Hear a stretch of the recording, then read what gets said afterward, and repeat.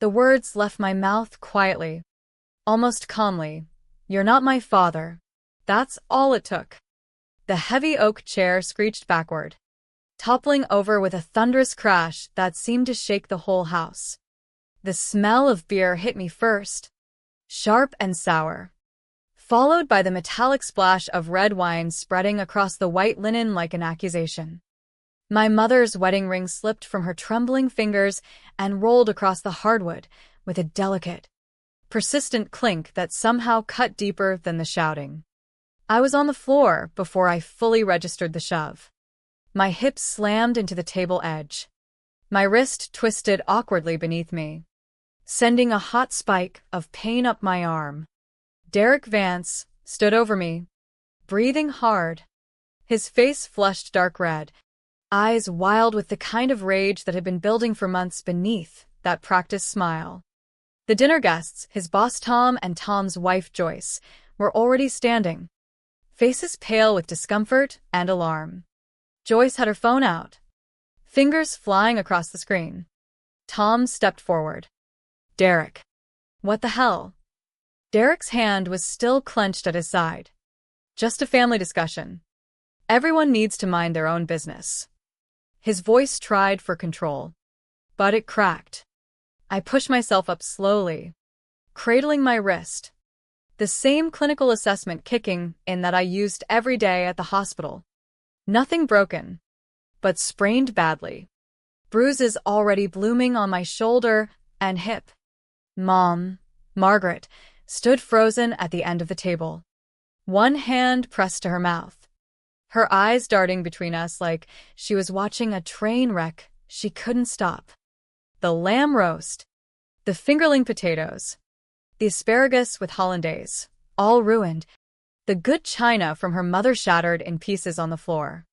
I grabbed my keys and bag without another word. The drive to Riverside Medical Center blurred in the rain.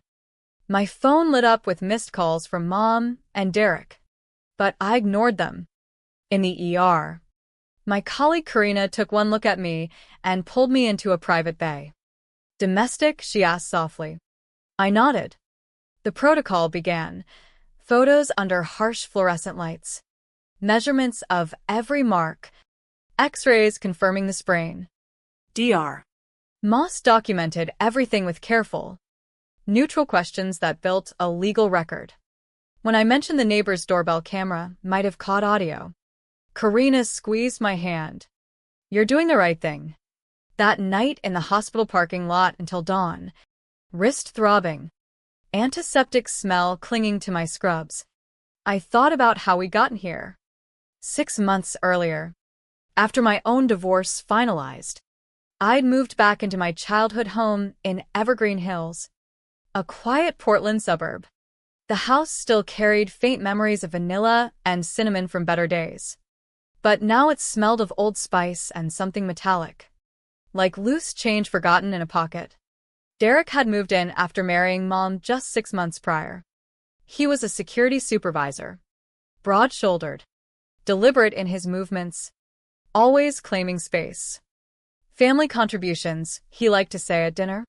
Sitting in my late father's old chair, I paid $800 monthly rent, bought groceries, covered my own bills as a pediatric nurse with 8 years at Northline Children's.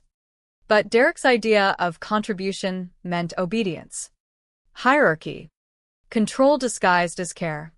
The first weeks felt manageable.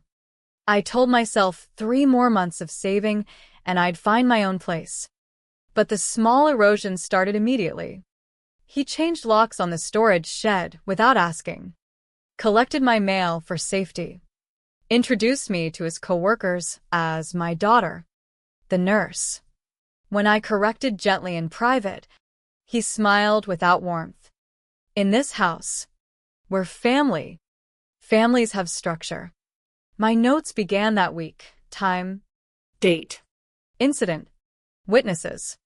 A nurse's habit, precise charting for sanity. 10:47 p.m. Tuesday, new locks installed. 4 consecutive days. Mail intercepted, including my credit statement. Saturday, 3 p.m. introduced as daughter to 3 uncomfortable witnesses. The house shrank around me. Mom's sewing room became his office. Kitchen timers switched to digital because precision matters. Night shifts at the hospital became my refuge, 12 hours holding tiny hands through IVs, catching fevers early, earning commendations that felt real. Home felt like borrowed air. Derek's generosity in public was flawless. Big tips, held doors, neighbor praise. But privately, he monitored calls, criticized my friends as bad influences, insisted on knowing my exact schedule in case of emergency. The bedroom door lock I installed lasted 3 days before he removed it. Fire hazard, he explained. Screwdriver in hand. The dad fixation grew. Casual references became corrections. Your dad wants the garage cleaned. When I reminded him my father died 10 years ago from cancer, he called it horrible to say in front of your mother. Mom began shrinking, cooking his favorites, laughing at his stories, hesitating when I suggested lunch alone. Derek likes family meals on weekends. Financial pressure mounted. He announced household costs at dinner, demanded spreadsheets, receipts. I kept copies of every payment. The comments accumulated. Night shifts are for nurses without families. That scrub color makes you look tired. Each wrapped in fake concern. One evening after a brutal shift, exhausted, I snapped when he corrected me again. My dad is dead. His response, that's disrespectful in this house. Mom looked away, pleading silently for peace. The dinner party was supposed to be his triumph, impressing his regional manager Tom Brennan and wife Joyce with lamb. Good china. Gracious host act. I had worked a double. Barely slept. But Derek insisted. Family shows up. Conversation flowed safely until Tom asked about my work. Derek interrupted. Tell Tom what you call me at the hospital. I set my fork down. I don't discuss personal life at work. He pressed. Air quotes. Just Derek. Like I'm a stranger. Because that's your name, I said evenly. The room chilled. Derek stood, chair scraping. His hand clamped my upper arm, yanking me up. We're discussing this privately. I pulled back. Let go. He shoved harder. My hip hit the table. Wine spilled. Chair caught my legs. Crash. Ring rolling. Dawn broke gray over the parking lot as I finally drove back. But not home yet. I went straight to Maple Grove Legal Aid. The folder I'd compiled over months was thick, time-stamped hospital photos. Our report. 3 months of handwritten notes.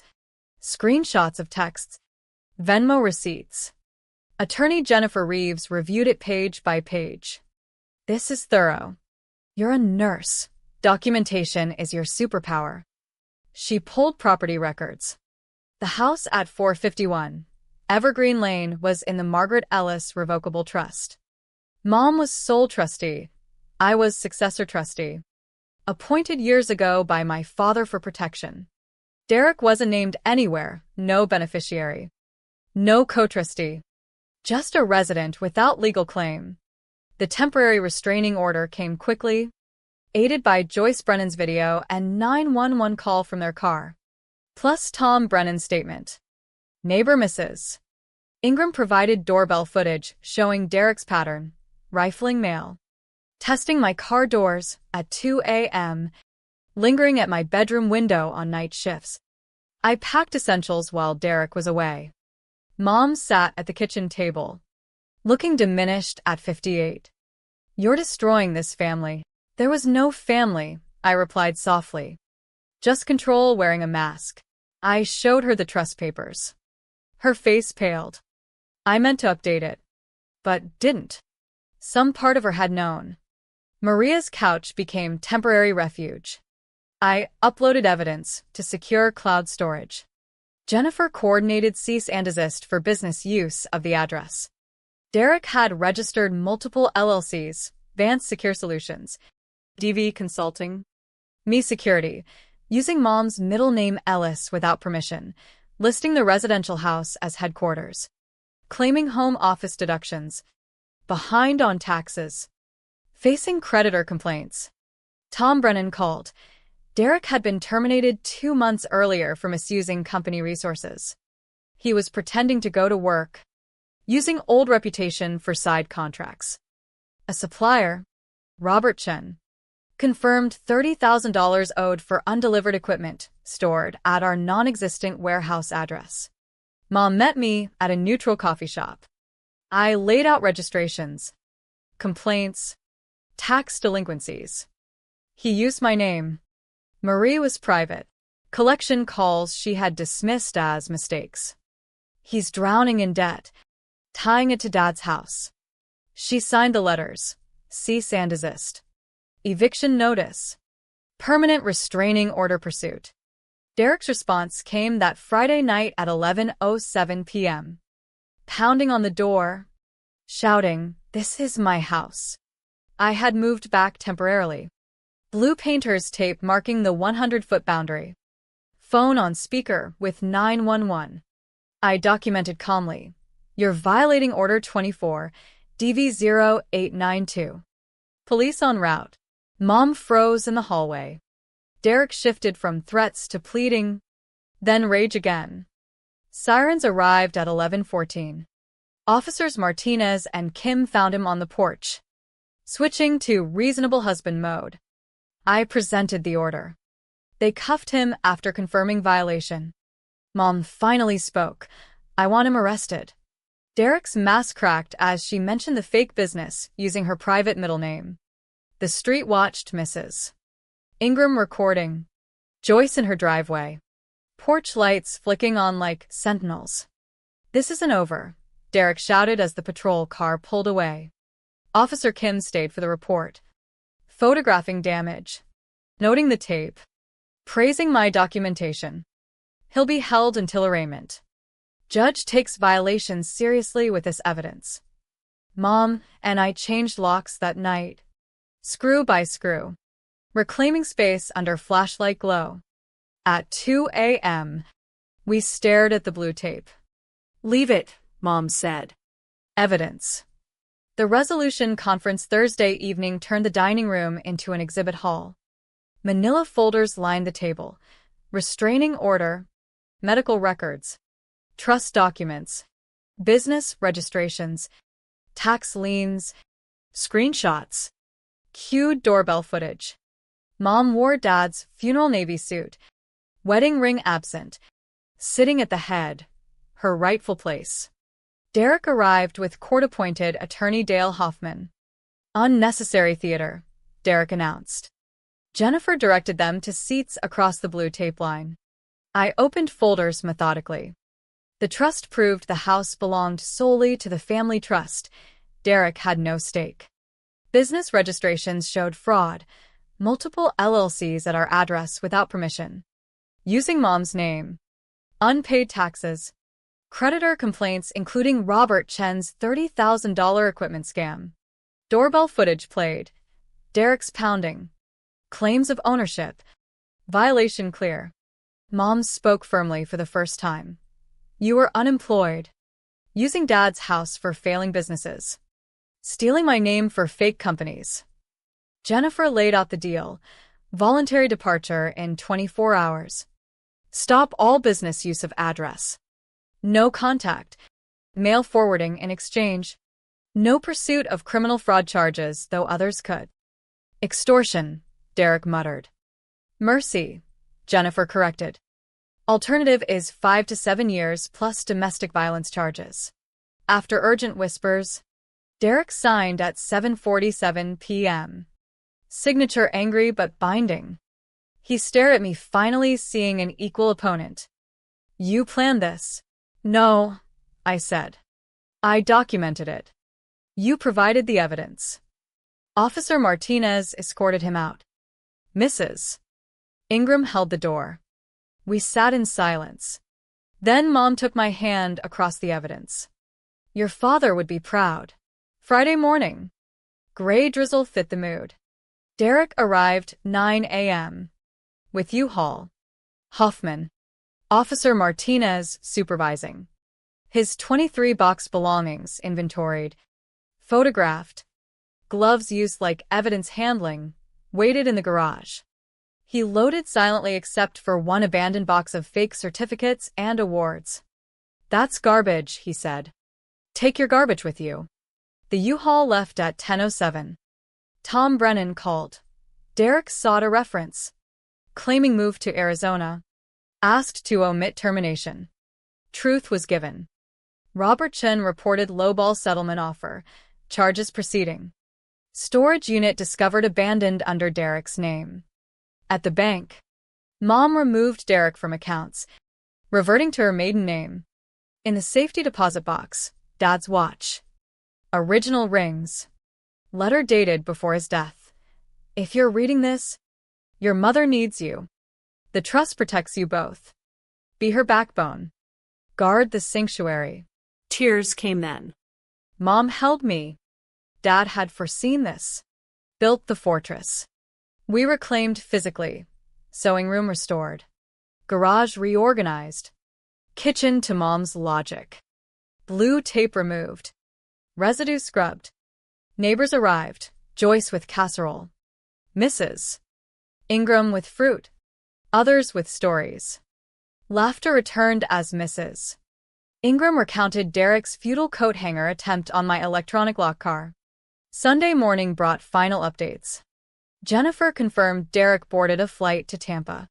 Fleeing debts and investigations. "Men like him try again," she warned. "Some other widow. Some other house." I created a public records site.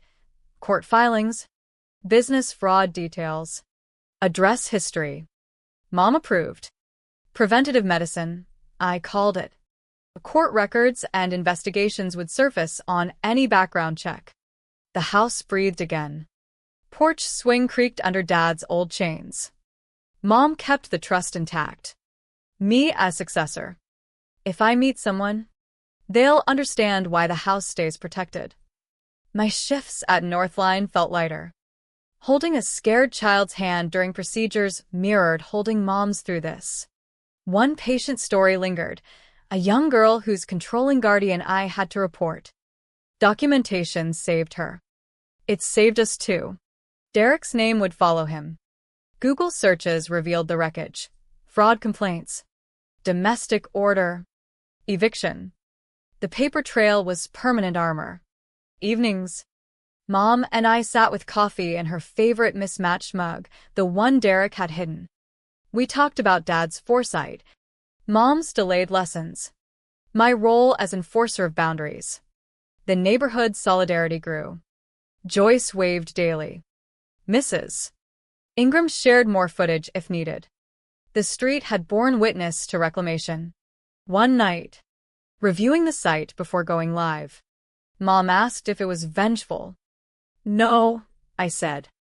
"It's protection for the next woman who searches his name." We clicked publish together. Locks changed again for certainty. Evidence public. Derek gone. Carrying only his failures. Months later, the water stain on my childhood ceiling still resembled a rabbit. But the house smelled of vanilla and cinnamon again. Mom quilted by the window. I paid rent into the trust account, building my future savings. The restraining order held. No violations. Creditors pursued Derek separately. His businesses collapsed under scrutiny. Reflection settled in quiet moments. Control masquerades as love until confronted with truth and evidence. Documentation boring. Meticulous charting became the key that unlocked freedom. Dad's trust was legal armor. But our willingness to enforce it was the real protection. Mom grew stronger. Voice returning. Decisions her own. She dated cautiously. Boundaries clear from the start. Patients at the hospital reminded me daily. Early intervention. Clear records. Advocacy save lives. Same at home. The moral lingers. Families built on control crumble when truth and paper expose the lies. Some locks can't be forced. Some doors stay shut by choice. We remembered where the keys always were in honest documentation Mutual respect. and protecting what's truly ours. The house stands, sanctuary reclaimed, ring back on Mom's finger but symbolizing different vows now, to self, to daughter, to memory. What would you document first if control crept into your home?